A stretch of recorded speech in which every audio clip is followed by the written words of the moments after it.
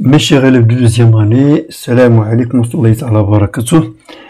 Voilà un autre modèle de contrôle continu pour ce second semestre pour la matière des SVT. Donc, à la restitution des connaissances, et on vous demande de définir les mots et les expressions suivantes. Alors, c'est quoi trompe de l'utérus, cycle ovarien, ovulation, contraceptif et contraception. Donc les trompes de l'utérus fait partie de l'appareil reproducteur femelle. Ce sont des conduits à peu près de 10 cm de long permettant une communication entre les ovaires et l'utérus. Alors le cycle, quelque chose qui se répète. Alors c'est un fonctionnement cyclique de l'ovaire. L'ovulation, ça vient du mot ovule, donc la libération de l'ovule. Contraceptif, relation avec la contraception, qui assure la contraception, et la contraception, c'est l'emploi d'un moyen, ou bien de moyens visant à empêcher qu'un rapport sexuel entraîne une grossesse. Ça dépend de l'emploi de l'élément utilisé, du moyen utilisé.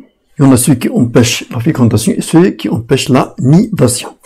Alors, exercice suivant, on vous demande de dire est-ce que c'est vrai ou bien c'est faux pour les propositions dans ce tableau-là. Alors, le fonctionnement de l'utérus dépend du fonctionnement de l'ovaire.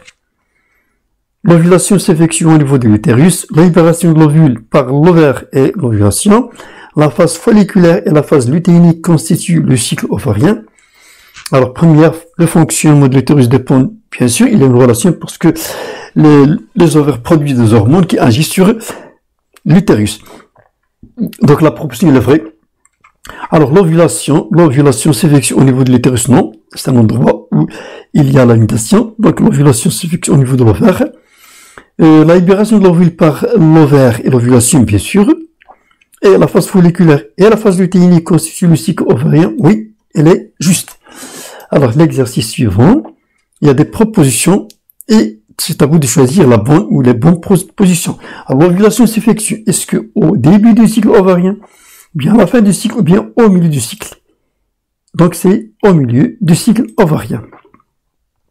Alors ici, vous avez deux ensembles, donc à relier par des flèches les éléments de l'ensemble 1 à ceux de l'ensemble 2. Alors l'ovaire, spermatozoïde, testicule, ovule, vésicule séminale, deuxième, glande sexuelle mâle, glande annexe, glande sexuelle femelle et gamète femelle.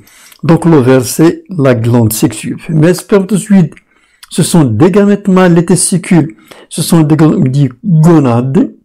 L'ovule, c'est gamète femelle et vésicule séminale, glande annexe. Alors ici, vous avez un texte à remplir par ce qui convient.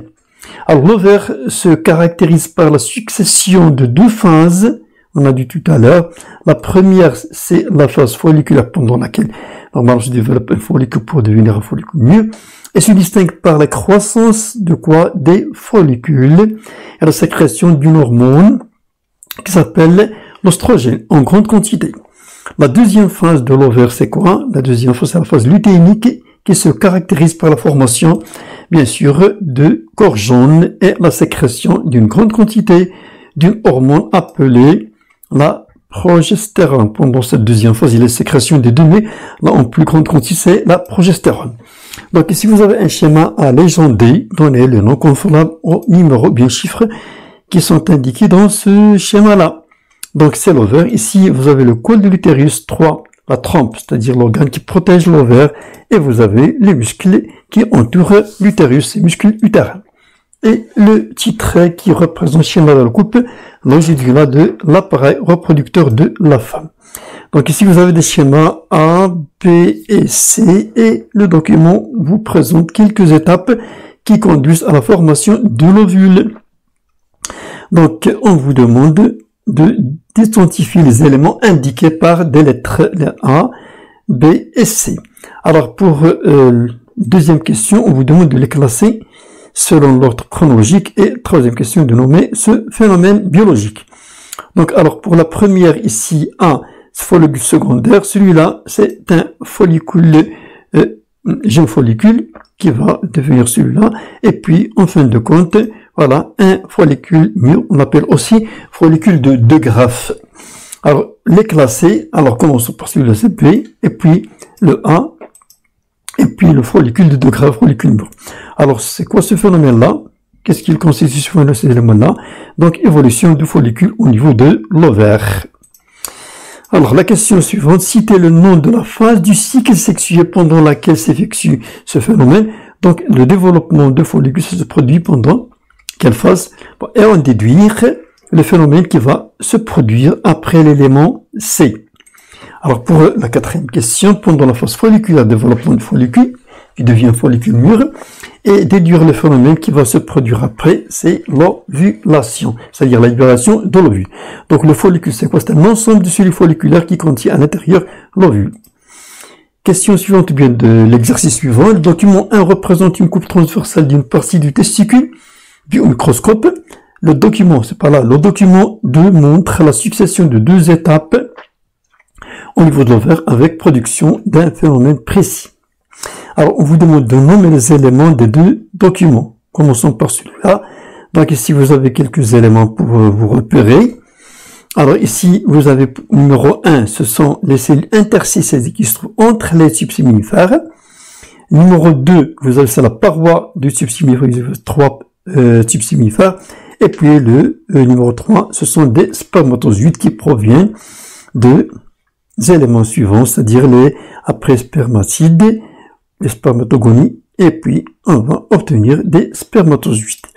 Alors ici, pour l'exercice suivant, le document représente 2 coupes transversales de l'utérus pendant 2 phases différentes du cycle d'une femme adulte.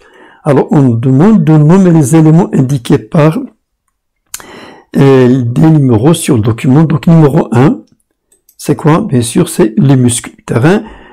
Le 2, c'est l'intérieur, c'est la cavité utérine intérieure. Et le 3, c'est la muqueuse utérine.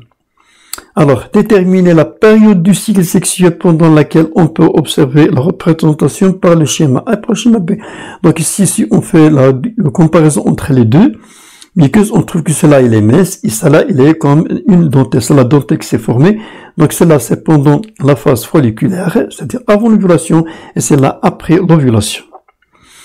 Alors, expliquer ces variations observées sur le même organe pendant le cycle sexuel. Alors, bien sûr, c'est l'effet des hormones sécrétés pendant les 2 phases qui vont agir sur la paroi de la muqueuse utérine. Donc, cette variation est due à la sécrétion des hormones des ovaires, progestérone et oestrogène. Ça manque un O ici, qui agit sur l'utérus. Pendant la phase folliculaire, les oestrogènes sécrétés par les ovaires provoquent l'épaississement de la muqueuse utérine et son enrichissement par le sanguin. Pendant la phase lutéique, deuxième phase, après l'ovulation, la progestérone assure la formation de la dentelle utérine comme on le voit ici. Alors, le document suivant représente le schéma de l'observation microscopique d'une coupe transversale d'une partie d'un organe sexuel de l'homme. On vous demande de nommer l'organe concerné ici. On a vu tout à l'heure, ce sont les testicules. Alors, la question suivante.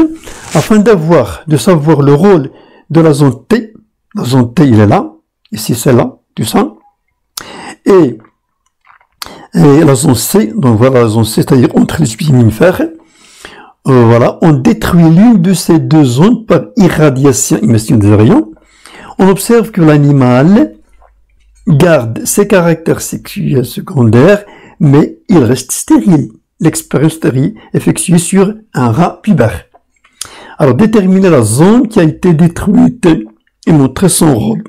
Donc, si l'animal il garde les caractères sexuels, ça veut dire que la testostérone a persisté. Et pourquoi elle est stérile? La zone qui a été détruite. Bon, on va la montrer. Bon, montrer le rôle de l'autre zone, c'est-à-dire non détruite. Donc, la zone qui a été détruite, c'est la zone T, c'est celle-là, parce que c'est dans cette zone-là, à l'intérieur des tubes séminifères, qu'il y a production des spermatozoïdes. Alors que la deuxième zone qui n'a pas été détruite, c'est la zone où il y a formation des hormones, de la testostérone. Alors, on ferme les cellules interstitielles productrices de la testostérone responsable des caractères sexuels secondaires. Alors, ce document-là représente un schéma qui montre l'ensemble des structures qu'on peut observer dans l'ovaire d'une fille normale pendant un cycle sexuel. Donc, la question demandée, nommer les structures indiquées par la lettre A, c'est là, cette partie-là, et B et C. et on vous demande de les classer, ces structures-là. Donc, pour le A, c'est un follicule mûr. Commençons par ici. Primordiaux, secondaires, et puis mûr. Alors, le B, c'est un corps jaune. Après l'ovulation, ça se forme le corps jaune. Et puis, ce sont des follicules primordiaux. Donc, on va les classer. Commençons par les follicules primordiaux, follicules, oui, puis le corps jaune. Donc, précisez, est-ce que l'ovaire d'une fille est pubère ou non pubère? Je suis votre réponse. Alors, puisqu'il y a normalement formation d'un corps jaune, bien sûr, c'est une fille qui est pubère. Alors, il s'agit d'un ovaire d'une fille pubère, car on observe parmi les structures de l'ovaire, il y a le corps jaune. Cela signifie que le follicule mûr est transformé en corps jaune après le phénomène de l'ovulation. Alors ici, voilà un autre exercice concernant le même problème. Alors, cette fille a eu un cancer au niveau de son appareil génital et elle a subi des traitements par radiothérapie. Par la suite, on a observé une régression des ovaires et par conséquent, il est devenu stérile. On remarque aussi qu'il y a absence de règles, régression des caractères sexuels secondaires. Alors, on vous demande de déduire le fonctionnement principal de l'ovaire à partir de cette observation clinique. Donc, voyons voir ce document-là. Ici, l'étape 1. Voilà. Qu'est-ce qu'on fait? On prélève. Voilà. Cet élément de follicule mûr. C'est l'élément X. Ici, vous avez l'élément Y. Alors, la question demandée. Alors, le rôle de l'ovaire sont, à partir de ce texte-là, production de gamètes, parce qu'il est devenu stérile, sécrétion des hormones sexuelles responsables de l'apparition et la conservation des caractères sexuels secondaires, et agissent aussi sur l'utérus, l'apparition des règles menstruelles. Donc, afin que cette fille ou bien cette femme puisse avoir des enfants, un groupe de médecins a réalisé une technique spéciale. Ces étapes sont représentées sur le document de celui-là. Alors, étape 1, extraire l'élément X de l'ovaire de cette femme. Étape 2, prise de sperme de son époux. Étape 3, mise des éléments X et les éléments Y dans un tube A et C. La fécondation in vitro. Indiquer les éléments X et Y, donc les éléments X, bien sûr, ce sont des ovules. Et les éléments Y, ce sont des spermatozoïdes. Deuxième question, détermine le phénomène biologique qui a eu lieu dans la troisième étape, c'est-à-dire celle-là. Qui va se passer, bien sûr, c'est le phénomène biologique, c'est la fécondation qui va donner une cellule œuf. Donc, les deux schémas du document montrent des éléments de l'ovaire qu'on peut observer dans des périodes déterminées. Alors, identifiez chaque élément de l'ovaire d'après les données de document. On vous demande de déterminer la phase ovarienne à laquelle appartient chaque élément. L'élément 1 et puis l'élément 2. Donc, pour celle-là, c'est un follicule mûr et celui-là, bien sûr, c'est un corps jaune qui s'est produit après l'ovulation. Alors, l'élément 1, c'est quoi? C'est la phase folliculaire. Et puis, pour l'élément 2, c'est pendant la phase lutéinique. Alors, précisez la sécrétion hormonale des deux éléments en précisant leur rôle. Alors, pour le follicule mûr, les oestrogènes qui influent sur la muqueuse utérine, puis elle provoque son épaississement progressif avec la formation des glandes en tube et aussi un grand nombre de vaisseaux sanguins. Les oestrogènes sont aussi responsables de l'apparition des caractères sexuels pour le corps jaune, c'est-à-dire après l'ovulation, la progression. Alors, la progestérone est là sur quoi? L'augmentation de l'épaississement de la muqueuse utérine au maximum et la spiralisation des capillaires sanguins et par conséquence la formation de la dentelle utérine. Merci de votre attention, j'espère que ça va vous intéresser pour la préparation de votre contrôle et je vous laisse comme d'habitude avec une citation d'un coiffeur britannique, Vidal Sassoon, qui dit que le seul endroit où le succès précède le travail est dans le dictionnaire. C'est-à-dire qu'il n'y a pas de succès sans travail. Travaillez, bon courage et à la prochaine fois, Inch'Allah.